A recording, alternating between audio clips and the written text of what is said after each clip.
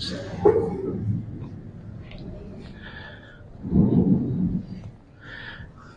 الحمد لله نحمده ونستعينه ونستغفره ونعوذ بالله من شرور أنفسنا ومن سيئات أعمالنا من يهده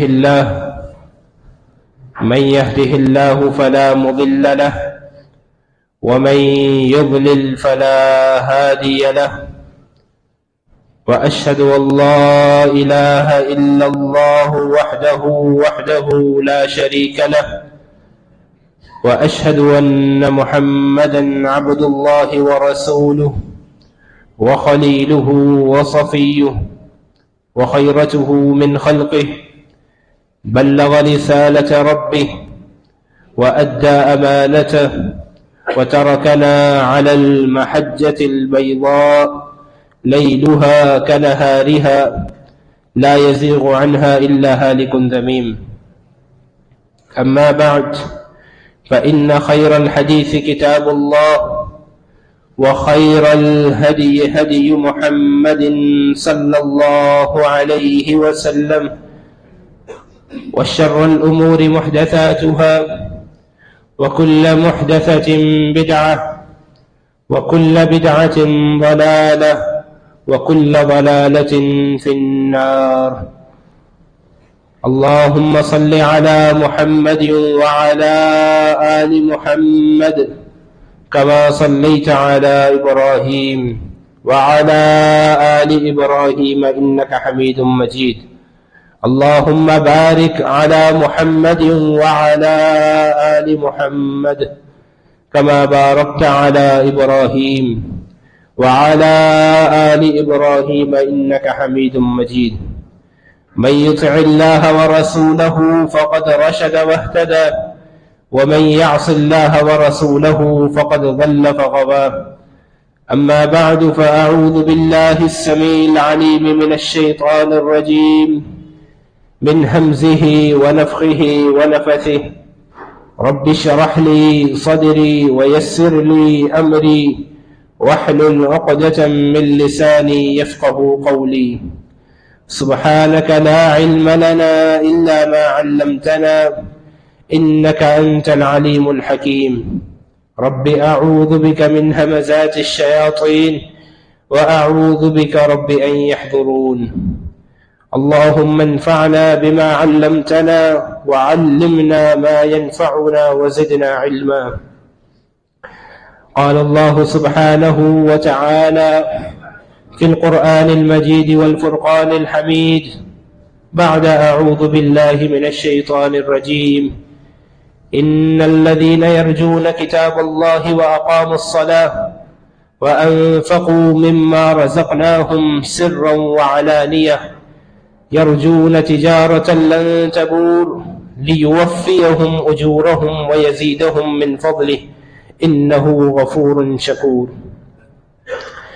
وقال النبي صلى الله عليه وسلم: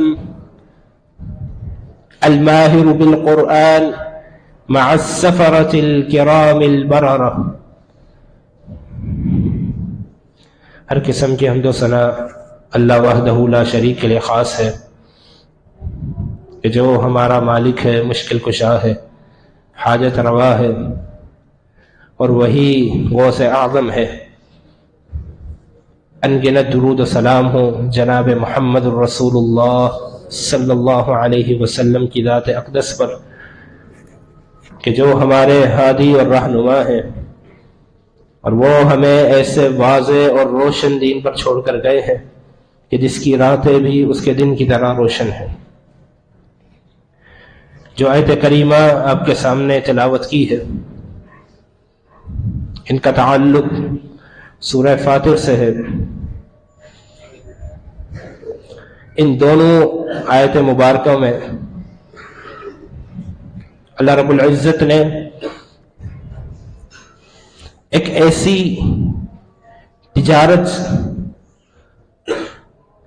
ایسی تجارت بتلائی ہے کہ جس کے اندر نفع بھرپور ہے اور نقصان بالکل بھی نہیں ہے۔ دنیا کے اندر ایک ہماری تجارت ہے، ہمارا کاروبار ہے، ہمارا کام کاج ہے، جس کے اندر نفع بھی ہے اور نقصان بھی ہے، اور بعض اوقات ہماری تجارت کے اندر نفع کی شرح کم ہوتی ہے بنسبت نقصان کے۔ ابھی حالیہ ایک سانحہ پیش آیا آپ کے سامنے کہ 1200 دکانیں جل کر راکھ ہو گئی، کروڑوں کا اربوں کا مال گوداموں کے اندر دکانوں کے اندر بھرا ہوا تھا۔ دنیاوی تجارت تھی۔ ایک خبر کے مطابق، اب یہ خبر اس کی تصدیق میں نہیں کرتا، 40 ارب ملین ڈالر کا نقصان جو بتلایا جا رہا ہے۔ یہ ہماری دنیا کی تجارت ہے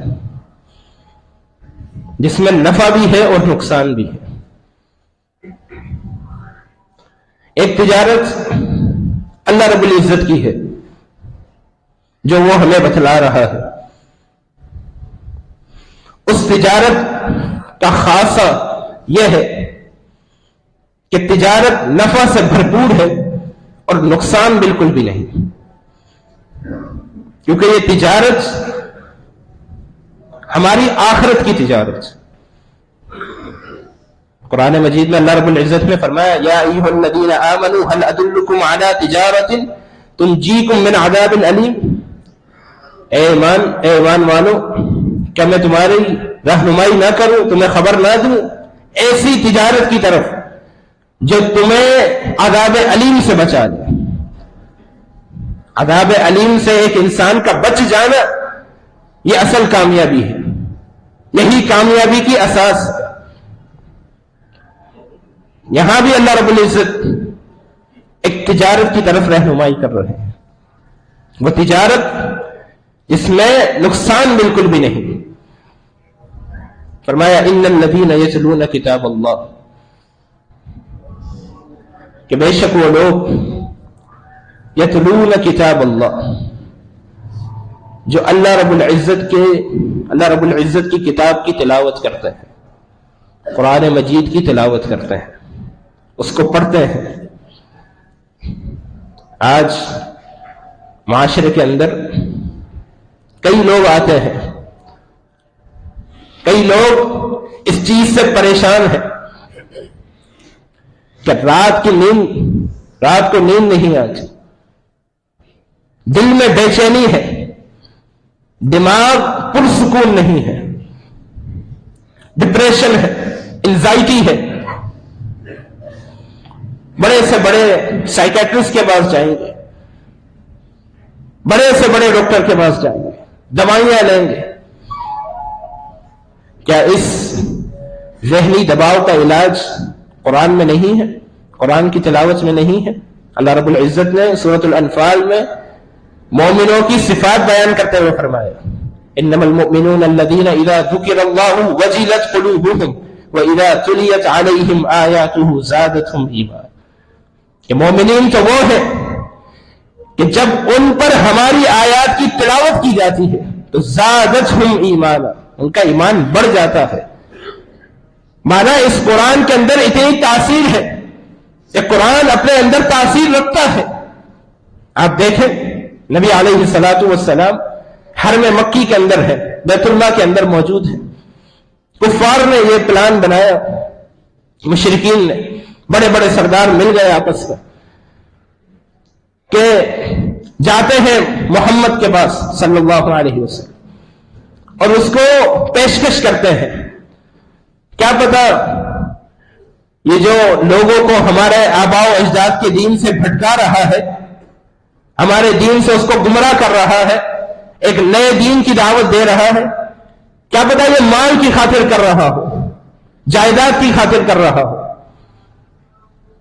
عتبہ بن ربیعہ یہ نبی علیہ الصلوۃ والسلام کے پاس آئے، مشرکین کے سردار تھے، پیشکش کی کہ ہم اپنی زمینیں دیں گے، اتنا مال دیں گے، بس یہ جو تمہاری دعوت ہے نا اس کو ختم کر دو. نبی علیہ الصلوۃ والسلام نے فرمایا تم نے اپنی بات، اپنی پیشکش کر لی؟ اس نے کہا ہاں. نبی علیہ الصلوۃ والسلام نے قرآن کی تلاوت کی، شروع کی سورہ فصلت کیا. قرآن سورہ فصلت کی تلاوت شروع کی. حامیم تنزیل من الرحمن الرحیم کتاب فصلت آیاتہ قرآنا عربیا لقوم یعلم. پڑھتے رہے. مشرک سنتا رہا. جب اپنے سرداروں کی طرف، اپنی قوم کی طرف لوٹا تو اس کا چہرہ دیکھ کر دوسرے سردار سمجھ گئے کہ کوئی معاملہ ضرور ہوا. آیا، پوچھا سرداروں نے کیا بنا، کیا جواب دیا ہماری پیشکش کا؟ کہا میں ایک ایسا کلام سن کر آ رہا ہوں جو نہ کسی کاہن کا، کسی مجنون کا، کسی ساحر کا کلام. جب یہ قرآن ایک مشرک کے دل پر اثر کر سکتا ہے تو ایک مومن مسلمان جو کلمہ گو ہے، لا الہ الا اللہ محمد رسول اللہ کا اقراری ہے، اس کے دل پر، اس کے دماغ پر اثر نہیں کرے گا؟ اللہ رب العزت نے 7ویں پارے کی پہلی آیت میں یہی فرمایا وَإِذَا سَمِعُوا مَا أُنزِلَ إِلَى الرَّسُولِ تَرَىٰ أَعْيُنَهُمْ تَفِيضُ مِنَ الدَّمْعِ. اے نبی آپ دیکھیں گے ان لوگوں کی آنکھوں کی طرف جب وہ اس چیز کو سنتے ہیں جو آپ کی طرف نازل کیا جا رہا ہے. آپ ان کی آنکھوں کی طرف دیکھیں گے، ان کی آنکھیں آنسو بہا رہی ہوں. مانا یہ قرآن اپنے اندر ایک تاثیر رکھتا ہے. جو دل کی بیماریاں ہیں، جو دل کا مردہ ہونا ہے، وہ اس قرآن کی تلاوت سے دوبارہ زندہ بھی ہو سکتا ہے. آج جو رات کی نیند اڑی ہوئی ہے وہ اس قرآن کی تلاوت سے آ بھی سکتی ہے. جو زندگی سے چین ختم ہو چکا ہے وہ زندگی میں چین دوبارہ آ بھی سکتا ہے. اور کس طرح آ سکتا ہے؟ اس قرآن کی بدولت آ سکتا ہے. اس قرآن کے ساتھ اپنا تعلق مضبوط کیجیے. یہ ایک ایسی تجارت ہے جس کے اندر کوئی نقصان نہیں، فائدہ ہی فائدہ ہے. آپ دیکھیں نبی علیہ الصلوۃ والسلام جن پر خود یہ قرآن نازل ہوا، کتنا ان کا کتاب اللہ کے ساتھ، قرآن کے ساتھ تعلق تھا. جب وحی آتی، نازل ہوتا تو نبی علیہ الصلوۃ والسلام ان آیات کو پڑھنا شروع کر دیتے، جلدی کرتے کہ یہ آیات کہیں مجھ سے بھول نہ جائیں. ایک ذمہ داری بھی تھی، آگے ان آیات کو پہنچانا بھی تھا، لیکن یہ قرآن سے محبت بھی تھی کہ ان کو فوراً حفظ کرتے. اللہ رب العزت نے کیا فرمایا؟ نبی آپ جلدی نہ کریں، یہ قرآن آپ کی زبان پر بھی ہم جاری کر دیں گے اور آپ کے دل و دماغ میں اس کو محفوظ بھی کر دیں گے. صحابہ کے اندر آپ دیکھ لیجئے، بڑے بڑے قرآن کے ماہر تھے. ابو موسیٰ اشعری رضی اللہ تعالی عنہ، نبی علیہ الصلوۃ والسلام نے کیا فرمایا کہ ان کو لحن داؤدی عطا کی گئی ہے. مانا جس طرح یہ قرآن پڑھتے ہیں بالکل اسی طرح داؤد علیہ الصلوۃ والسلام تلاوت کیا کرتے تھے زبور کی. اتنی خوبصورت آواز. تمیم داری ہے، معاذ بن جبل ہے، ابو بکر صدیق ہے، کئی صحابہ قرآن کے حافظ، قرآن کے ساتھ تعلق جوڑنے والے. سیدنا عثمان غنی ہے رضی اللہ تعالی عنہ، کیسا قرآن کے ساتھ تعلق جوڑا ہے کہ پوری امت کو قرآن کے ایک مصحف پر، ایک لغت پر جمع کر دیا. کتنی قرآن کی خدمت ہے. آج جو مصحف ہم پڑھ رہے ہیں، اربوں خربوں مسلمان اس مصحف کی تلاوت کر رہے ہیں. کتنا اجر، کتنا بڑا صدقہ جاریہ ہے کہ پوری امت کو قرآن کے ایک مصحف پر، ایک لغت پر جمع کر دیا. جتنے لوگ قرآن پڑھیں گے، بعد میں آنے والے جتنے لوگ قرآن پڑھیں گے، اجر ان کو بھی ملے گا اور ساتھ ساتھ سیدنا عثمان غنی رضی اللہ تعالیٰ عنہ لگا لے دنیا کے سارے کمپیوٹر، سارے کیلکولیٹر ایک طرف، اس اجر کا شمار وہ نہیں کر سکتے۔ نبی علیہ الصلوۃ والسلام نے کیا فرمایا کہ قرآن کے ایک حرف پڑھنے پر 10 نیکیاں، پھر وضاحت بھی کی کہ یہ نہیں کہ الف لام میم یہ ایک حرف ہے، فرمایا الف حرف و لام حرف و میم حرف، الف الگ حرف ہے، لام الگ حرف ہے، میم الگ حرف ہے، ہر ایک پر 10 نیکیاں، ایک ایک حرف پڑھنے پر 10 نیکیاں مل رہی ہیں۔ اور آج کا مسلمان اس قرآن کی تلاوت سے غافل ہے، اس قرآن کی تلاوت کو بوجھ سمجھتا ہے۔ اس قرآن کے ساتھ اپنا تعلق مضبوط کریے، اپنے دل کے اندر، اپنے سینے کے اندر اسے اتاریے۔ نبی علیہ الصلوۃ والسلام نے کیا فرمایا؟ الماہر بالقرآن مع السفرۃ الکرام البررہ، یہ جو قرآن کا ماہر ہے، اس میں قرآن کا حافظ بھی آ جاتا ہے، قرآن کو پڑھنے کی پوری صلاحیت رکھتا ہو، قواعد اور ضوابط سے بالکل اس کو آگاہی ہو، جانتا ہو، کل اس کا حشر کن لوگوں کے ساتھ ہو؟ مع السفرۃ الکرام البررہ، اللہ تعالیٰ کے جو مقرب فرشتے ہیں، جو عزت دار فرشتے، کاتبین فرشتے، کل قیامت کے دن ماہر قرآن ان کے ساتھ ہو۔ جو آیت جو آپ کے سامنے تلاوت کی، ان الذین یتلون کتاب اللہ، یہ یتلون جو لفظ ہے عربی زبان کے بارے میں آپ سب جانتے ہیں کہ یہ بڑی وسیع زبان ہے اپنے معنی کے لحاظ سے، ایک لفظ کے کئی معنی ہوتے ہیں۔ اس یتلون کے اندر قرآن کا حفظ کرنا بھی آ جاتا ہے، مانا وہ لوگ جو قرآن کی تلاوت کرتے ہیں یا جنہوں نے قرآن کا حفظ کیا ہوا ہے۔ حافظ قرآن کا ایک الگ مقام، ایک الگ تکریم،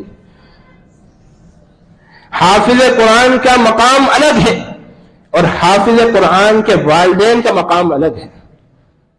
کل قیامت کا دن ہوگا، ایک تخت لایا جائے گا جس پر حافظ قرآن کے والدین کو بٹھایا جائے گا، اور ساتھ ہی ساتھ ایک تاج بھی لایا جائے گا۔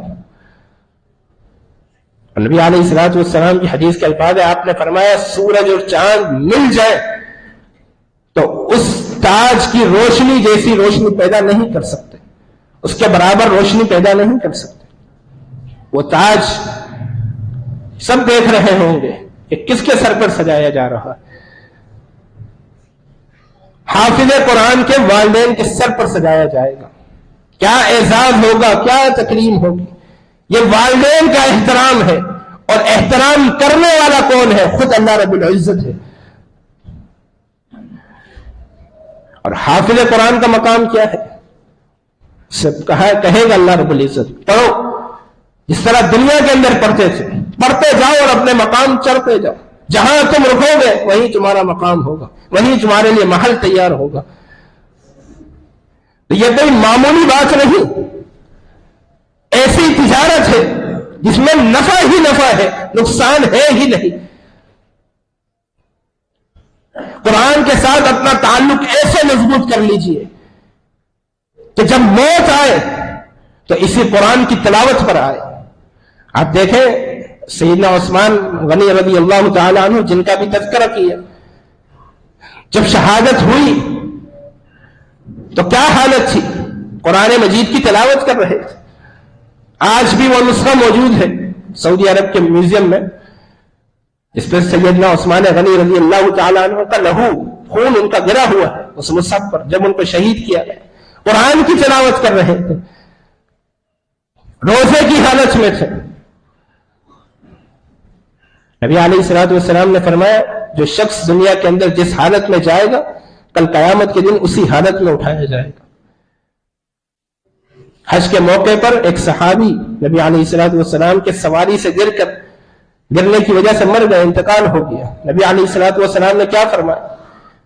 اس کو اس کے احرام کی چادروں میں کفن دو، اس کو خوشبو مت لگانا، اس کے سر کو مت ڈھانپنا۔ کیوں؟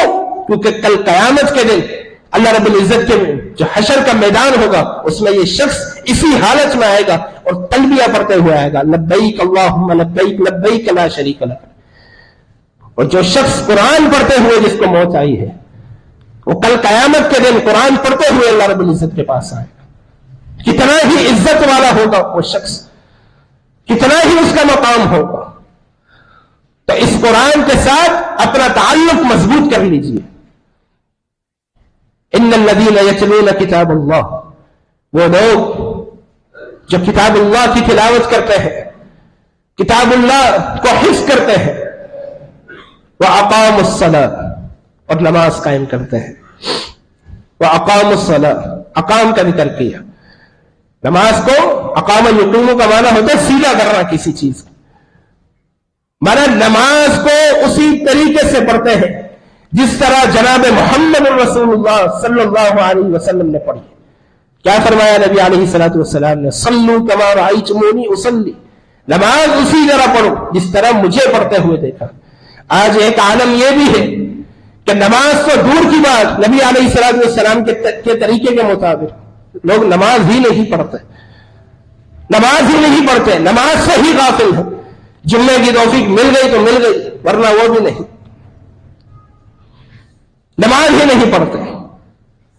اور اگر پڑھیں گے تو اکثر کی نماز نبی علیہ الصلوۃ والسلام کے طریقے کے مطابق نہیں ہے. نبی علیہ الصلوۃ والسلام کی حدیث آپ نے کیا فرمایا کہ قرب قیامت مسجدیں بھری ہوئی ہوں گی, آباد ہوں گی, لیکن بہت سے نمازی ایسے ہوں گے, رب مصلی لا خلاق لہ, بہت سے نمازی ایسے ہوں گے جن کو ان کی نمازوں کا کوئی فائدہ نہیں ہوگا, کوئی اجر نہیں دیا جائے گا. آج دیکھ لیں کتنی مساجدیں بنی ہوئی ہیں اور کتنے نمازی ہیں ان کے اندر, 5 وقت کے نمازی ہیں, لیکن نماز نبی علیہ الصلوۃ والسلام کے طریقے کے مطابق نہیں ہے. آج ہم یہی کہتے ہیں کہ اپنی نماز کو نبی علیہ الصلوۃ والسلام کے طریقے کے مطابق پڑھ لو. اس نماز کے اندر آمین بھی ہے, سورہ فاتحہ بھی ہے, رفع الیدین بھی ہے, ہاتھوں کو کندھے تک اٹھانا بھی ہے. سامنے سے جواب یہ ہے جی بھی آپ کی بات بالکل صحیح ہے, حدیث میں ہوگا یہ سب, لیکن مسئلہ یہ ہے کہ ہم مقلد ہیں فلاں امام, ہمارے امام کا یہ طریقہ نہیں, امام کا طریقہ اہمیت رکھتا ہی نہیں. جس چیز کو اللہ رب العزت نے اسوہ حسنہ کہا, جس ذات کو, وہ ذات کوئی امام نہیں بلکہ اماموں کی امام جناب محمد رسول اللہ صلی اللہ علیہ وسلم. اسوہ حسنہ تو اس ذات کو کہا گیا. نبی علیہ الصلوۃ والسلام نے کیا فرمایا؟ صلوا کما رأیتمونی اصلی, میری نماز کی طرح نماز پڑھو. فلاں امام کی نماز کی طرح کا ذکر نہیں ہے. نماز نبی علیہ الصلوۃ والسلام کے طریقے کے مطابق ہونی چاہیے. اور نبی علیہ الصلوۃ والسلام کا طریقہ نماز کیا ہے؟ آپ کے نماز کے اندر خشوع اور خضوع بھی شامل ہے. آج لوگ نبی علیہ الصلوۃ والسلام کے طریقے کے مطابق نماز تو پڑھتے ہیں کہ نماز کے اندر خشوع اور خضوع شامل نہیں ہے. اس نماز کے اندر خشوع اور خضوع کو شامل کیجیے. زین العابدین جب وضو کرتے, وضو کرنے کے بعد جسم کے اندر کپ کپی طاری ہو جاتی. پوچھنے والے نے پوچھا یہ کپ کپی کیوں طاری ہو رہی ہے, کیا وجہ ہے؟ کہ تمہیں نہیں معلوم کہ میں ابھی اللہ رب العزت کے سامنے کھڑا ہونے جا رہا ہوں, اللہ رب العزت سے ملاقات کرنے جا رہا ہوں, اللہ رب العزت سے بات کرنے جا رہا ہوں. یہ نماز کوئی معمولی عبادت نہیں ہے, بڑی عظیم عبادت ہے. آپ دیکھیں نبی علیہ الصلوۃ والسلام نے جہاں بھی اسلام کا ذکر کیا, ارکان اسلام کا, اس میں شہادتین کے بعد سب سے پہلی چیز کیا ہے؟ نماز ہے. نبی علیہ الصلوۃ والسلام کی حدیث بین العبد و بین الکفر ترک الصلاۃ, مومن اور کافر کے درمیان فرق کرنے والی چیز نماز ہے. تو نماز تو دین اسلام کے اندر بڑی اہمیت کی حامل ہے, اس کو ایسے ضائع نہ کریں. نبی علیہ الصلوۃ والسلام کے طریقے کے مطابق پڑھیں اور اس کو خشوع اور خضوع کے ساتھ پڑھیں. حذیفہ بن یمان رضی اللہ تعالی عنہ نے ایک شخص کو دیکھا تھا, گئے اس کے پاس اور پوچھا جو نماز تم نے ابھی پڑھی ہے یہ کتنے عرصے سے پڑھتے ہوئے آ رہے ہیں؟ 40 سال سے پڑھ رہا ہوں. فرمانے لگے مطلب تم نے 40 سال سے کوئی نماز نہیں پڑھی, اور اگر اسی حالت میں فوت ہو جاتے تو فطرت اسلام پر تمہاری موت نہیں ہوتی. یہ وہ نماز ہی نہیں جو محمد رسول اللہ صلی اللہ علیہ وسلم پڑھا کرتے. نبی علیہ الصلوۃ والسلام کے پاس بھی ایک صحابی آیا, سلام کیا, نماز پڑھ رہا تھا, نماز کے بعد آیا, سلام کیا. نبی علیہ الصلوۃ والسلام نے کیا فرمایا؟ ارجع فصلی فإنک لم تصلی, جاؤ دوبارہ نماز پڑھو, تمہاری نماز نہیں ہوئی, تم نے نماز نہیں پڑھی. شخص دوبارہ گیا, نماز پڑھی, دوبارہ آیا. آپ نے فرمایا ارجع فصلی فإنک لم تصلی, جاؤ دوبارہ جاؤ, نماز نہیں پڑھی. تیسری بار آیا, پھر فرمایا یا رسول اللہ اس سے بہتر نماز میں نہیں پڑھ سکتا. آپ نے بتلایا جو غلطی تھی اصلاح کی کہ اپنی نماز کے اندر ٹھہراؤ لاؤ, عدل کرو, خشوع اور خضوع کے ساتھ نماز پڑھو. تو نماز بڑی اہمیت کی حامل ہے اور ایسی تجارت ہے جس کے اندر نفع ہی نفع ہے, نقصان نہیں ہے. اور نماز سے مراد فرض نماز بھی ہو سکتی ہے اور نفل نماز بھی ہو سکتی ہے. نوافل کے ساتھ اپنا تعلق جوڑیے. نبی علیہ الصلوۃ والسلام کے پاس ایک صحابی آئے, نبی علیہ الصلوۃ والسلام نے پوچھا سل چوتا, مانگو, کیا مانگتے ہو, کیا تمہاری حاجت ہے؟ کیا فرمایا تھا؟ اسألک مرافقتک فی الجنہ, جنت میں آپ کی رفاقت چاہتا ہوں, جنت میں آپ کا ساتھ چاہتا ہوں. نبی علیہ الصلوۃ والسلام نے کیا فرمایا کہ جاؤ کثرت سے نوافل پڑھو, کثرت سے نوافل. تو نوافل کا بھی اہتمام کیجیے, قیام اللیل کا بھی اہتمام کیجیے. قیام اللیل صرف رمضانوں کے اندر نہیں, سال کے 12 مہینوں کے اندر اہتمام کیجیے. ہمارا مسئلہ یہی ہے نا, ہم سنت کو سنت سمجھ کر چھوڑتے ہیں. نہیں, سنت ہے کوئی مسئلہ نہیں, فرض تو نہیں ہے. سنت کی بڑی اہمیت ہے, نوافل کی بڑی اہمیت ہے. نوافل کو نوافل سمجھ کر چھوڑ رہے ہیں, سنت کو سنت سمجھ کر. اور فرض کی ادائیگی میں بھی کوئی خاص اہتمام نہیں. تو نماز بڑی اہمیت کی حامل ہے دین اسلام کے اندر. فرمایا ان الذین یتلون کتاب اللہ واقاموا الصلاة وانفقوا مما رزقناهم سرا وعلانیہ.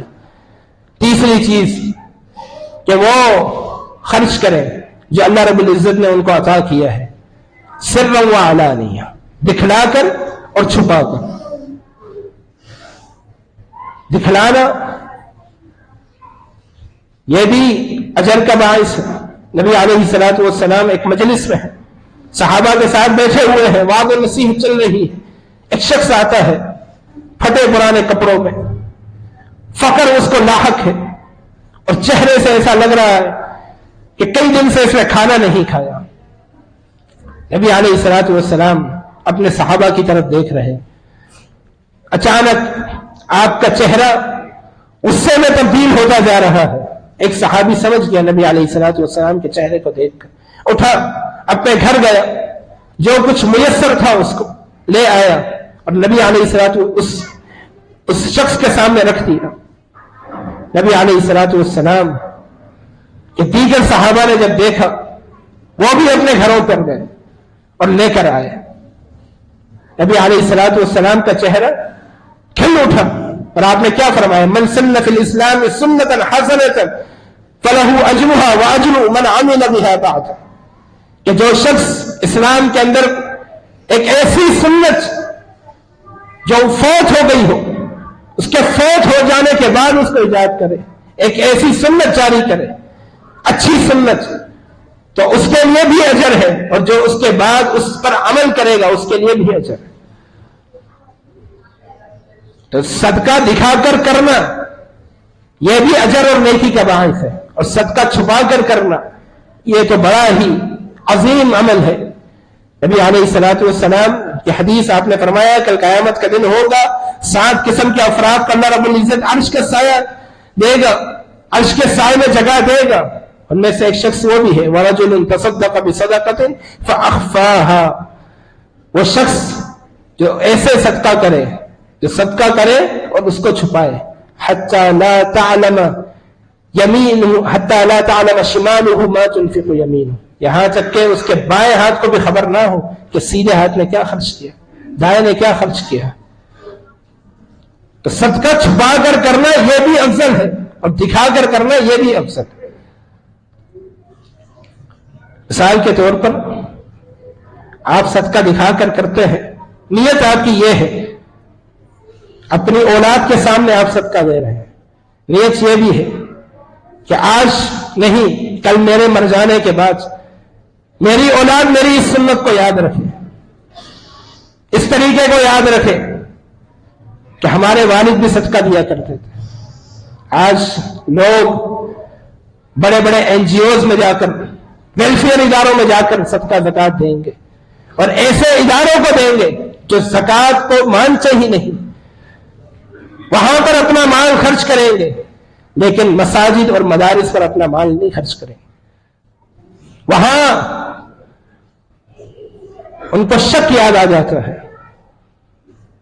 بڑی شرم اور افسوس کی بات ہے، نبی علیہ الصلوۃ والسلام کی مجلس میں ایک صحابی آیا اپنے بھائی کو لے کر، یا رسول اللہ یہ میرا بھائی ہے، سارا دن آپ کی مجلس میں بیٹھا رہتا ہے اور میں کماتا رہتا ہوں، محنت مزدوری کرتا رہتا ہوں، آپ اس کو کچھ کہیے کہ یہ بھی کمائے، یہ بھی محنت مزدوری کرے۔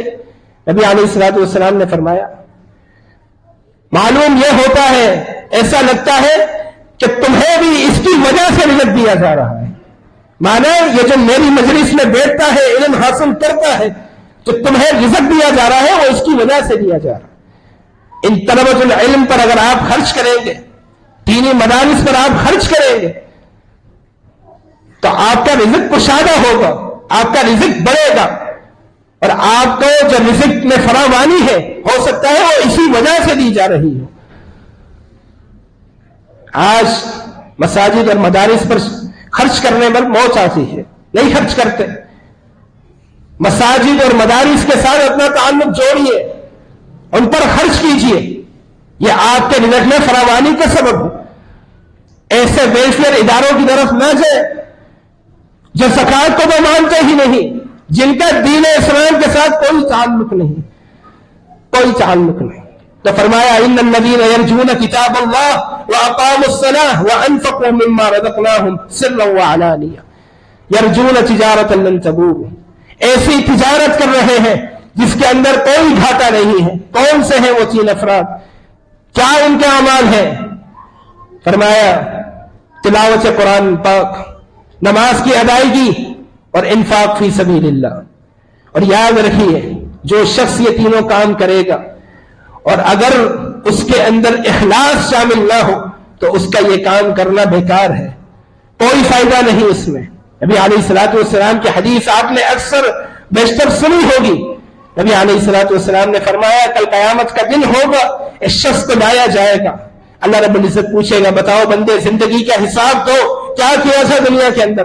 کہے گا یا اللہ قرآن کا علم سیکھا اور لوگوں کو سکھلایا، قرآن کی خدمت کی۔ اللہ تعالیٰ کہے گا نہیں بندے کذبتا، تو جھوٹ بول رہا ہے، تو نے قرآن کی کوئی خدمت نہیں کی، تو نے قرآن کا علم سیکھا تھا، لوگوں کو سکھلایا تھا، تلاوتیں کرنے جاتا تھا، بڑی بڑی محفل ہوتی تھی، دین کی باتیں تو نے کی تھی، لیکن یہ سب تو نے اس لیے کیا کہ تجھے دنیا کے اندر قاری قرآن کہا جائے، علامہ کہا جائے، فہامہ کہا جائے۔ یہ کام تو نے میری رضا کی خاطر نہیں کیا، اس کے اندر اخلاص شامل نہیں ہے۔ اللہ رب العزت فرشتوں کو کہے گا اس کو چہرے قبل گھسیٹ کر جہنم کے اندر پھینک دو۔ تو دیکھ لیجئے بڑے سے بڑا عمل بھی ہو، اگر اس کے اندر اخلاص شامل نہیں ہوگا تو اس کا کوئی فائدہ نہیں۔ تو ایسی تجارت کیجئے جس تجارت کی طرف اللہ رب العزت مجھے اور آپ کو بلا رہا ہے، اور وہ تجارت کیا ہے؟ ان الذین یتلون کتاب اللہ واقاموا الصلاۃ وانفقوا مما رزقناہم سرا وعلانیہ، تلاوت قرآن پاک، نماز کی ادائیگی اور انفاق فی سبیل اللہ۔ اس کے بعد اللہ رب العزت نے کیا فرمایا؟ لیوفیہم اجورہم ویزیدہم من فضلہ انہ غفور شکور، کہ اللہ رب العزت ان لوگوں کو پورا پورا اجر دے گا، پورا پورا اجر دے گا۔ یہ اس تجارت کا فائدہ ہے، نفع ہے، اس میں نقصان نہیں، پورا پورا ان کے اعمال کے برابر ان کو اجر دیا جائے گا۔ ویزیدہم من فضلہ، اور اگر اللہ تعالیٰ چاہے تو اپنے فضل سے ان کے اجر کو بڑھا بھی سکتا ہے۔ ان کے اجر کو بڑھا بھی سکتا ہے، لیکن اجر کو بڑھانے کا پیمانہ کیا ہے؟ وہ پیمانہ اخلاص ہے۔ جس کے کام میں جتنا اخلاص ہوگا اتنا اللہ رب العزت اس کے اجر کو بڑھا دے گا، اتنا اضافہ کر دے گا اس کے اجر کے اندر۔ تو فرمایا انہ غفور شکور، بے شک اللہ رب العزت غفور ہے، معاف کرنے والا ہے، شکور ہے۔ آپ دیکھیں نبی علیہ الصلوۃ والسلام نے شخص کا ذکر کیا جو راستے سے جا رہا تھا، اس نے کیا کیا؟ راستے سے تکلیف دہ چیز کو ہٹا دیا، ایک پاؤں کی ٹھوکر مار کر اللہ رب العزت نے اس کا جنت کا داخلہ لکھ دیا۔ عمل کتنا چھوٹا ہے لیکن اللہ رب العزت کس قدر نیکی کا قدردان ہے، انسان کی نیکی کا قدردان۔ پیاسے کتے کو پانی پلانے والی وہ فاحشہ عورت، اس کا واقعہ بھی آپ نے سن رکھا ہے۔ اللہ رب العزت نے اس کے ساتھ کیا معاملہ کیا، کیسا اجر دیا، کیسی اس کی نیکی کی قدر کی۔ 3 اس پر انعامات کیے، ایک اس کے سابقہ گناہ معاف کر دیے، دوسرا انعام یہ کیا کہ پوری زندگی اس کی آگے کی تقویٰ پر گزارنے کی توفیق دے دی، اور تیسرا انعام اللہ رب العزت نے اس کے جنت کا داخلہ کر دیا۔ تو دیکھیں اجر، نیکی چھوٹی سی ہے لیکن اجر کتنا بڑا ہے۔ اللہ رب العزت کتنا انسانوں کی نیکیوں کا قدردان ہے، کتنا غفور ہے اور کتنا شکور ہے۔ اللہ تعالیٰ سے دعا ہے کہ اللہ تعالیٰ ہم سب کو اپنا محاسبہ کرنے کی توفیق عطا فرمائے۔ اقول قولی ھذا واستغفر اللہ لی ولکم وآخر دعوانا ان الحمد للہ رب العالمین۔ ان الحمد للہ نحمده ونستعینه ونستغفره ونعوذ باللہ من شرور انفسنا ومن سیئات اعمالنا، من يهده الله فلا مضل له ومن يضلله فلا هادي له، وأشهد أن لا إله إلا الله وحده لا شريك له، وأشهد أن محمدا عبده ورسوله۔ اللهم صل على محمد وعلى آل محمد كما صليت على إبراهيم وعلى آل إبراهيم إنك حميد مجيد۔ اللهم بارك على محمد وعلى آل محمد كما باركت على إبراهيم وعلى آل ابراہیم انک حمید مجید۔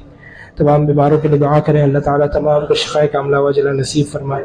جو کوئی بھی پریشان حال ہے اللہ تعالیٰ تمام کی پریشانیوں کو دور فرمائے۔ کسی بھی قسم کی پریشانی میں ہے، چاہے وہ پریشانی روحانی ہو یا ظاہری ہو، اللہ تعالیٰ ان کی تمام پریشانیوں کو دور فرمائے۔